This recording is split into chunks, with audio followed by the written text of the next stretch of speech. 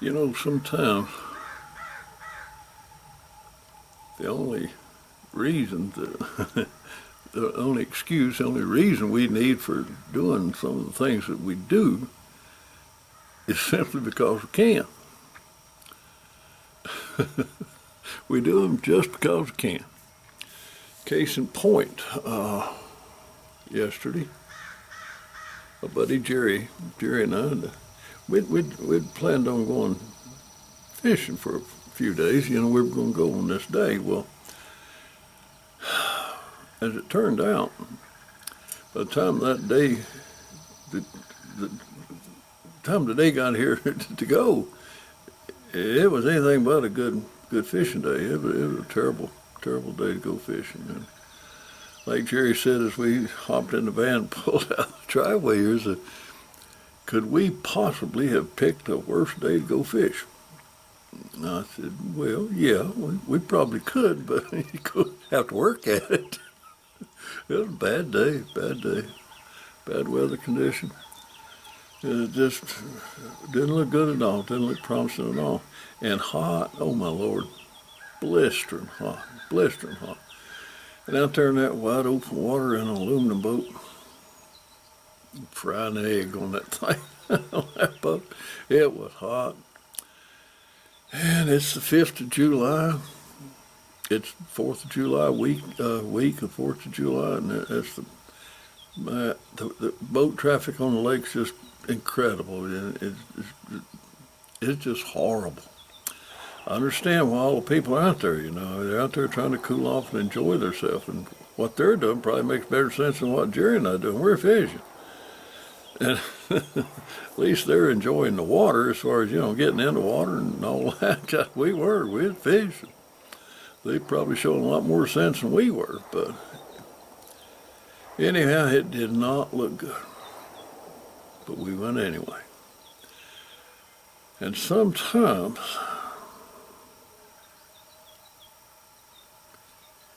even your best laid plans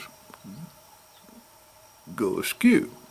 And sometimes even what the most unlikeliest of things turn out to be pretty good. So this did not look good at all. It did not look good at all. We go down, we launch the boat, and I'm still in the process of experimenting a lot with flutter spoons. I'm real impressed with flutter spoons as far as fishing for stripers concerned. But I'm learning. I mean, they're a new thing to me. I just fished for them a little bit last year. It was the first time I even used a flutter spoon. So I wanted to do a couple of things. I wanted to try just vertical jigging, and as well as retrieving them on a horizontal or somewhat of a 45 by, as you release the spool on your reel, as you drop your flutter spoon, you're moving the boat forward. And you keep moving the boat forward with your trolling motor until your lure hits bottom, shut your trolling motor off, and retrieve it at an angle up through. That's very effective for catching suspended fish. But I also wanted to try just more or less vertical jigging with it in deeper water. Just trying the vertical jigging, and that was a different experience, and because of the way it would just flutter back and forth, sometimes it'd be up on its edge, I guess, and sink like a rock, and other times it'd almost stop.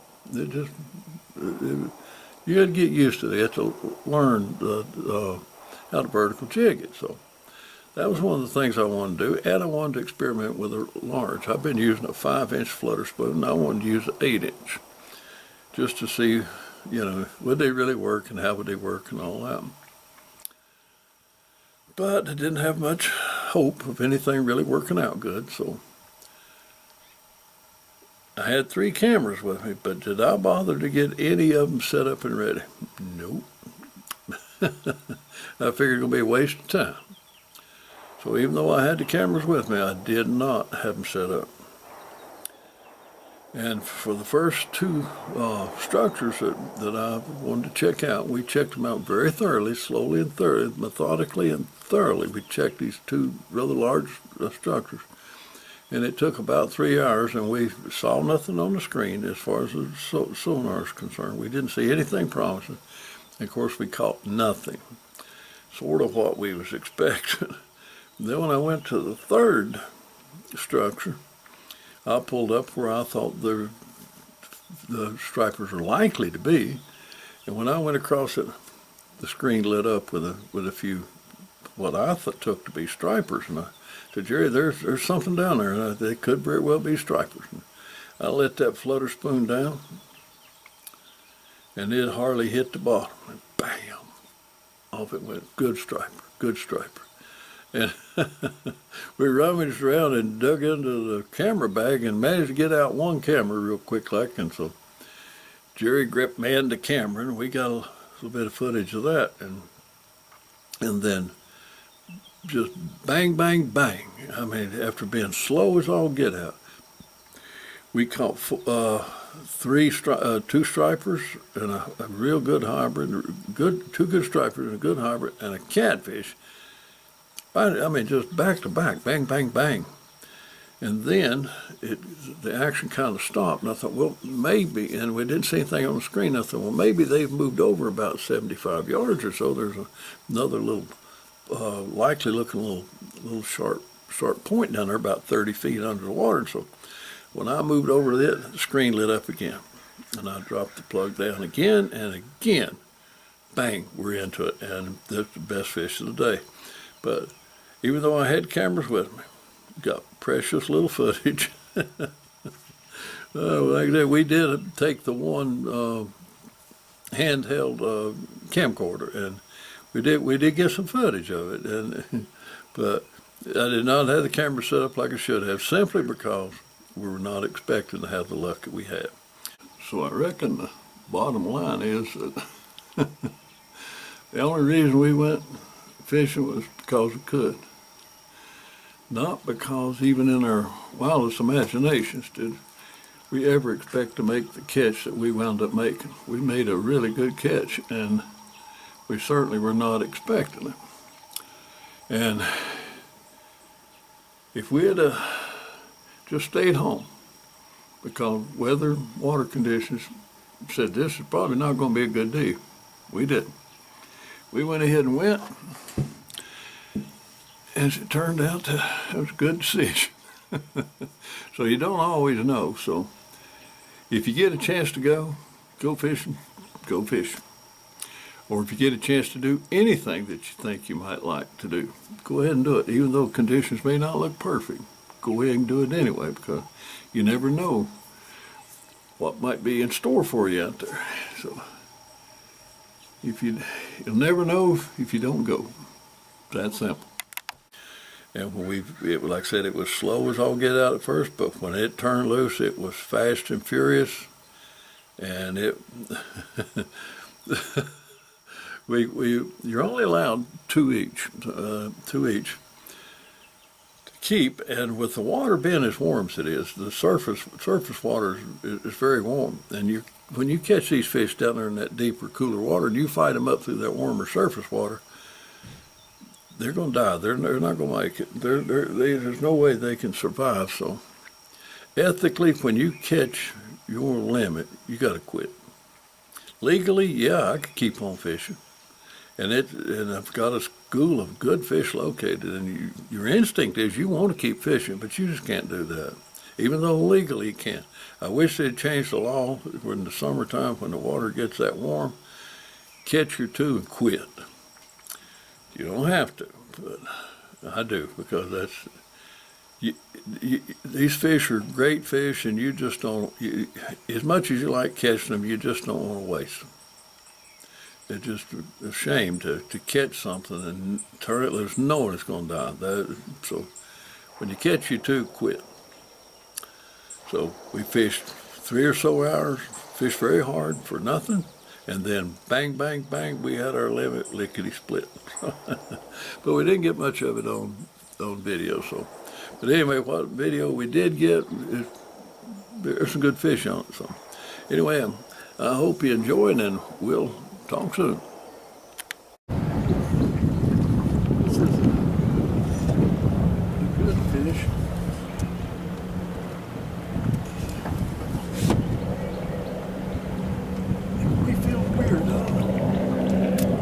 We'll call you First Cast Dennis from now. First Cast Dennis from now on. By golly. As soon as I dropped it down. Yeah. After fishing all over the place and getting nothing, it's because there was nothing down there.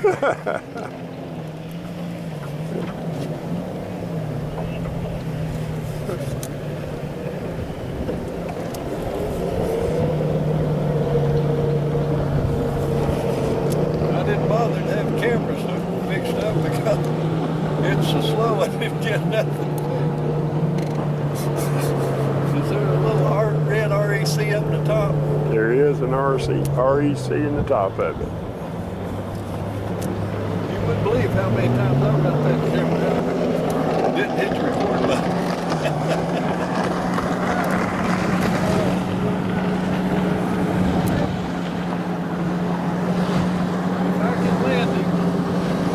If I get him landing, there's me knows fresh fish.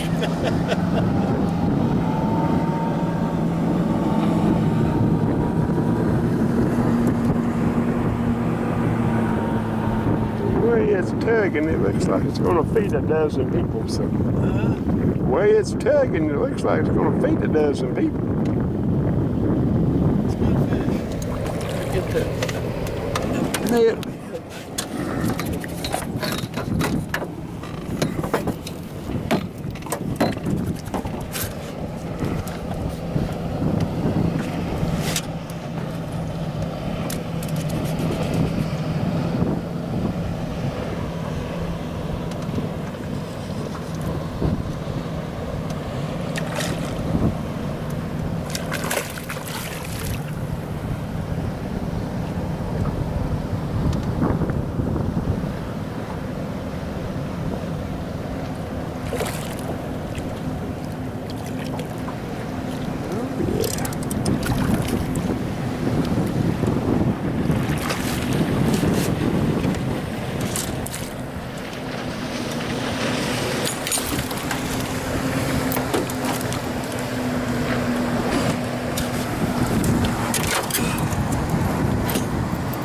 Okay, Vinos.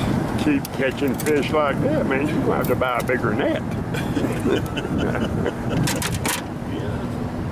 Have to keep this one takes up this space.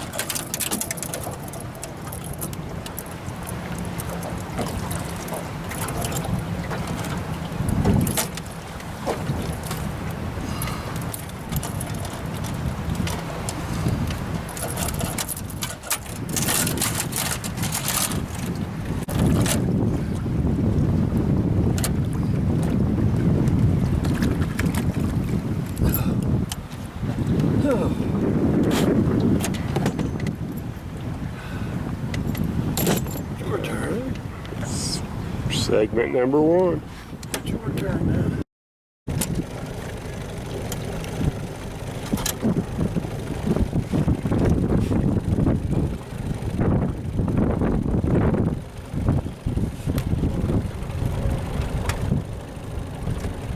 Throw out that buoy marker.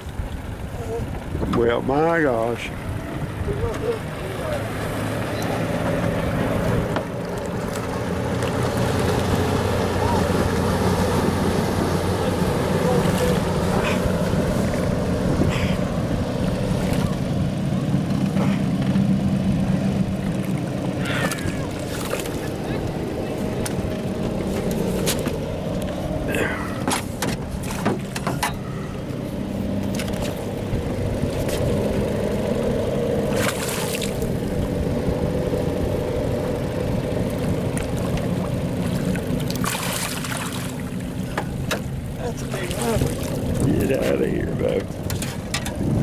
is a big hybrid.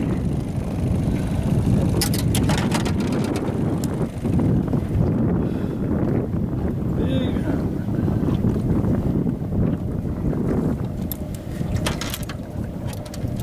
So that answers the question.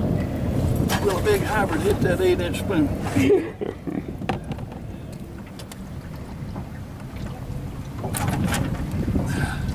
Oh, Gracious. oh, quit.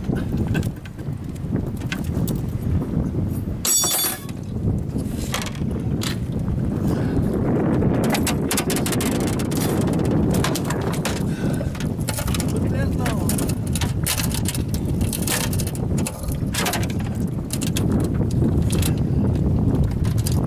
Swears if you do your purple fish.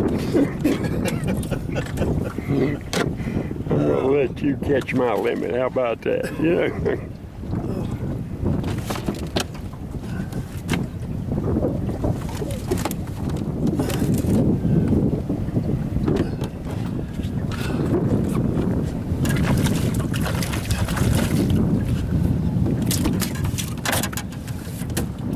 So we'll have our choice of hybrid or striper.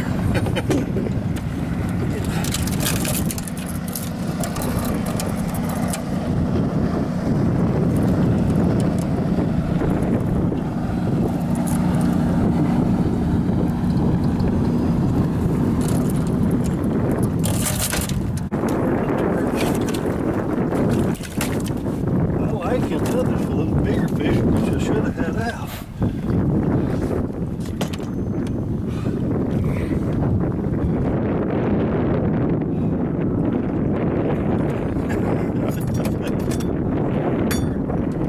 That big one.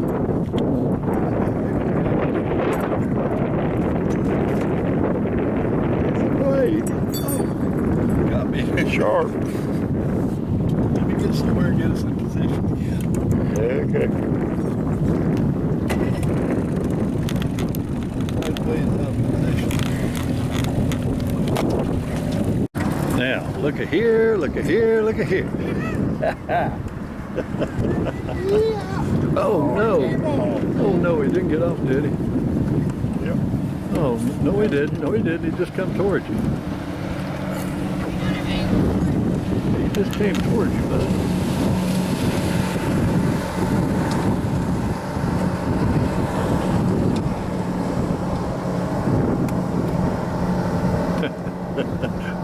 Hey, he looks good with the fish on the end of him, don't he? You never look better. You never look better, buddy. Huh?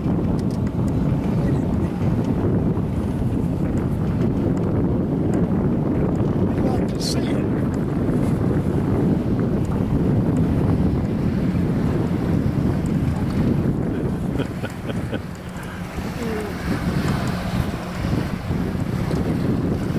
Holy crap.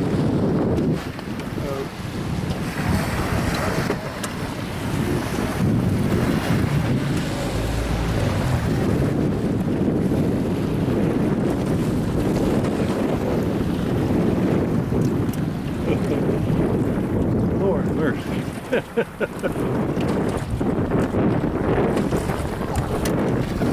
What was that, the Titanic? Cape Cod? Lord. There's a big striper. Yeah, all the time for monster wakes to come by too.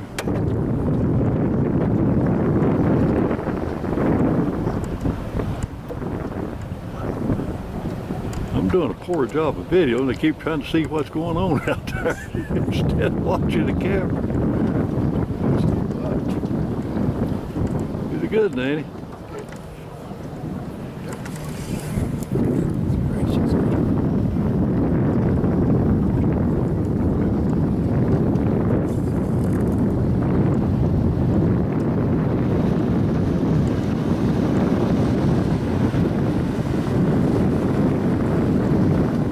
Granddaddy right there.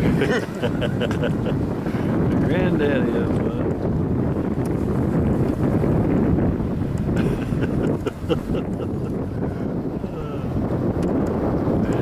feel pretty good. It was going to have to wear out pretty soon. Okay, wearing you out? Yeah.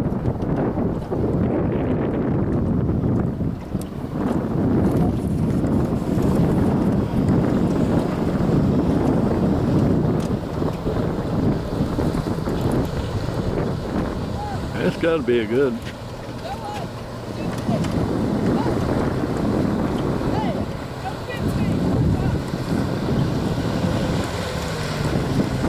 You want the boulder grips or the net?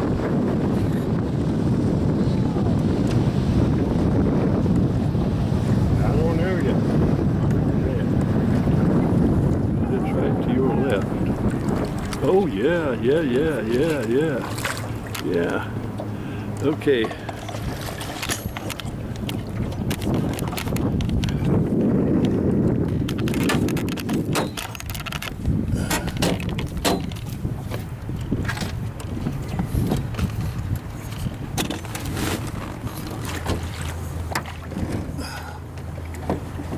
Get over that damn net. You peckerhead.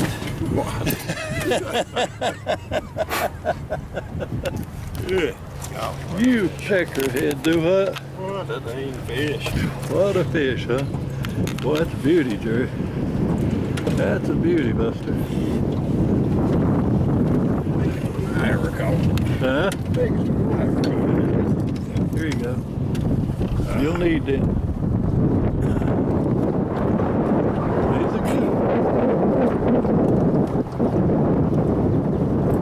These are good. We'll get run over. That's where these headed. Run right by you.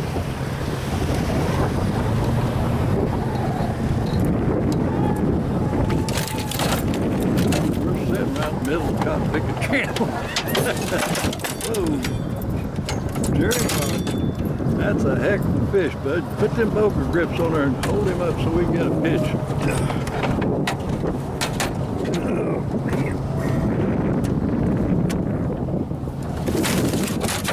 Don't break the rod. Tracking a deer. Tracking a deer out of the woods, bud.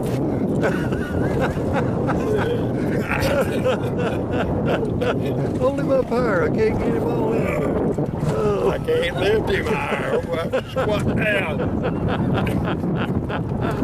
Let me get a give me my phone out here and get a picture too. My boy has look at this. Talk about a versatile fisherman. That's a first. Catfish on blade bait. How about that? It's a first.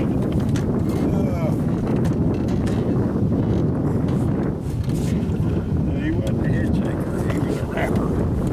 Is what? He was a rapper. That was good eating. There we go.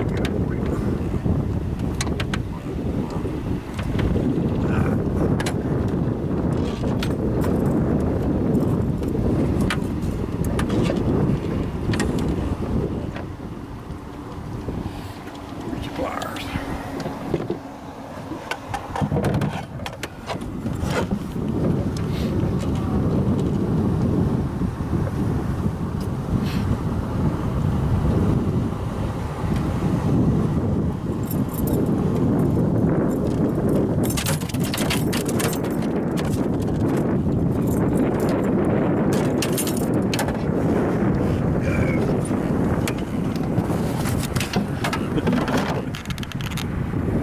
Come here, son. We'll turn this beauty back. That's the first. Yeah.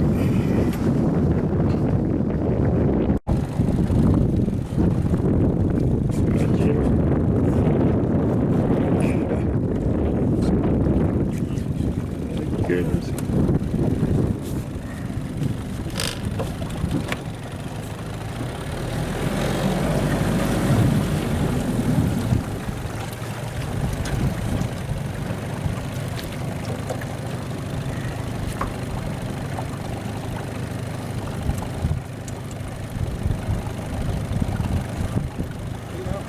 pressure on him. It's the other way around. He's putting the pressure on you right now. Yeah.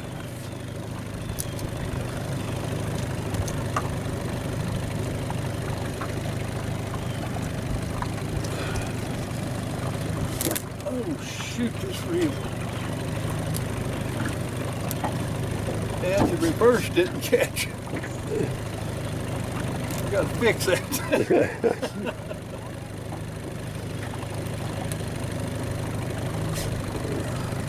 That's good fish.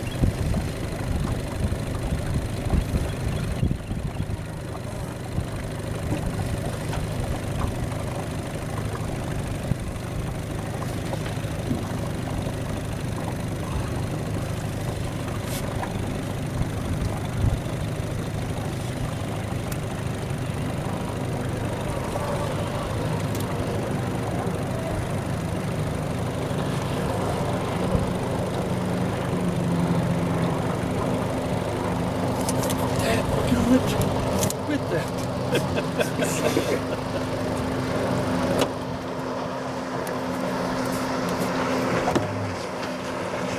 Gotta fix that, get a new reel.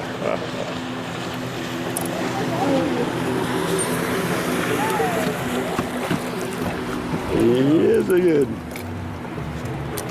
Good Lordy. That minute.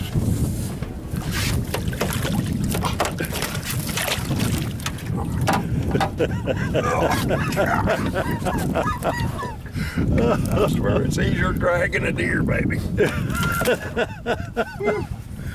Oh, dang nation, Joe. Yeah, though. We're gonna have enough for a fish fry. I'm glad this trip's over. Do what? Do what? I said, I'm glad this trip's over. Oh, Man. yeah, Yeah, it is a nice one. yeah.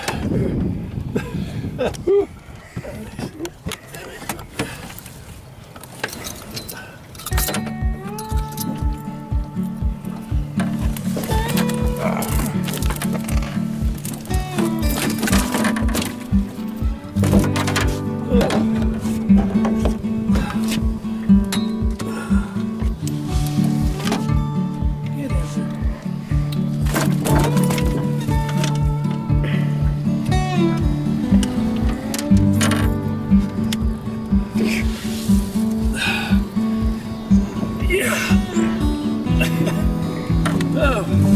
Hey, you're gonna have to hold him up a little bit higher. I can get him all in there. All right.